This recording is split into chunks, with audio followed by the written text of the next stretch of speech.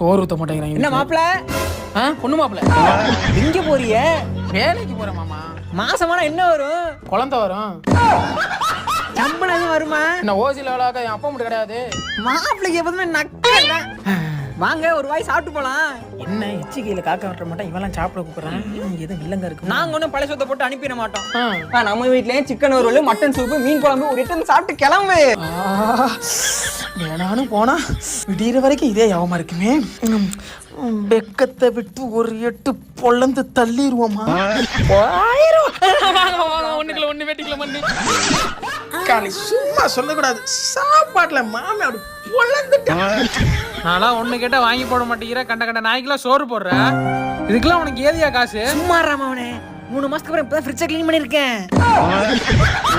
தெரிஞ்சுக்கிட்டேன் உலகம் புரிஞ்சுக்கிட்டேன் கண்மணி.